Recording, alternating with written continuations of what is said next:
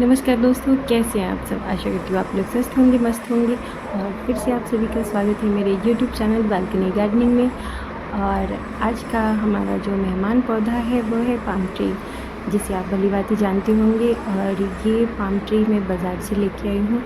ये palm tree से मैं 4-5 पौधे बना रही हूँ, क्योंकि जो मैं बाज़ार से लेके आई थी उसमें एक ही पौधे में बंच की तरह था, 4-5 पौधे थे। तो मैंने इनको अलग अलग करके लगाया है, ताकि ये पौधा काफ़ी कॉस्टली आता है और एक से ज़्यादा पौधे तैयार करने हो तो फिर ऐसे ही तैयार करेंगे। तो चलिए बताती हूँ कैसे करना है। पहले आपको देखना है कि आपका जो पाम ट्री लेकर आए हैं उसमें कितने पौधे हैं। बल्कि वो तो एक ही पौधे देते हैं, वो बंच में होते हैं ज़्यादातर पाम ट्री। तो मैं उन सभी को अलग अलग कर दी हूँ। और जितने भी आपके पास पौधे हैं उनके लिए उतने ही गमले रेडी कर लें, तभी हम एक से ज़्यादा पौधे बना पाएंगे। तो ये देखिए, मैं गमले में पहले मेरे पास से 6 पौधे थे, 6 का बंच था वो पौधा। तो मैं 6 गमले में मिट्टी डालकर रेडी कर ली हूँ। आपका नॉर्मली गार्डन सॉइल लेना है, और जो घर में कंपोस्ट मैं तो वही यूज़ करती हूँ जो किचन वेस्ट से आता है, और वो मैं मिला के इनको मिट्टी को रेडी कर चुकी हूँ। और पौधे भी मैं निकाल चुकी हूँ। जो 6 पौधे थे, 3 को तो मैं ऐसे ही एक ही साथ लगाऊंगी, और बाकी 3 पौधों के लिए मैं गमले रेडी कर चुकी हूँ।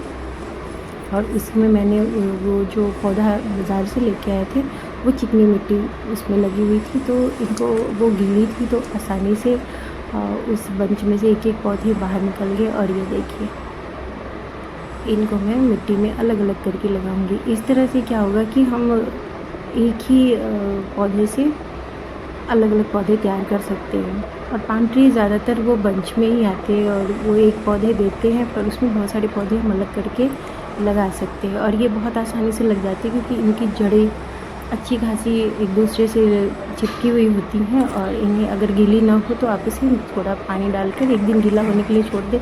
इससे क्या होता है ना, पौधे आराम से निकल जाते हैं, अलग अलग हो जाते हैं। ये देखिए, एक पौधा मैंने लगा दिया है, और इनके लग जाने के बहुत ही 95% चांसेस होते हैं कि अच्छे से लग जाएंगे, और इनकी ग्रोथ भी अच्छी होती है। क्योंकि ये जैसे जैसे बड़े होंगे तो इनकी जड़ें और चौड़ी होती जाती हैं, और उसमें नए पौधे बनते जाते हैं। तो इस तरह से मैंने 3 गमलों में इन्हें अलग अलग करके लगाया है, और बाकी के 3 पौधे एक ही साथ लगा दिए हैं, जैसा कि बाज़ार से लेके आए थे। तो इस तरह से दोस्तों, अगर आप ये पाम ट्री ख़रीदने चाहते हैं तो आपको देखना है कि अगर एक से ज़्यादा पौधे बनाना चाहते हो तो वो बंचेज में होंगे। इससे सिंगल बहुत कम ही मिलते हैं। तो उन बंच में से आप एक एक पौधे अलग कर सकते हो, और इस तरह से आप एक से ज़्यादा पौधे तैयार कर सकते हैं। वैसे तो ये जैसे जैसे बड़े होते हैं तो इनकी जड़ें चौड़ी होती जाती हैं, बहुत सारे नए पौधे इनके जड़ों के पास बनते जाते हैं। अभी तो मैंने इनको छोटे गमले में लगाया, इनके लिए जब ये लग जाएंगे तो इनको मैं बड़े गमले में ट्रांसफ़र करूँगी। तो दोस्तों, इस तरह से देखिए, मेरे एक ही पाम ट्री मैं लेके आई थी, उनकी जड़ों से अलग करके मैंने ये 3 गमलों में लगा दिया है। और एक ये बड़ा गमला है जिसमें मैंने तीनों एक ही साथ लगाया है, और 3 को अलग अलग लगाया है। तो इनको ज़्यादा धूप की ज़रूरत नहीं होती है, बस मैंने इनको टेरेस पे नहीं रखा है, इनको बालकनी में रखा है।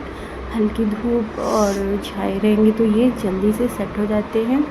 और इस तरह से देखिए, हमारा 3 गमला तैयार हो गया है, और एक जो बंच में लगाया बड़े गमले में वो 4 गमले, मतलब एक ही पौधे से इतने सारे पौधे बन गए हैं। तो इस तरह से दोस्तों आप भी बना सकते हैं, और एक ही खर्चे में सब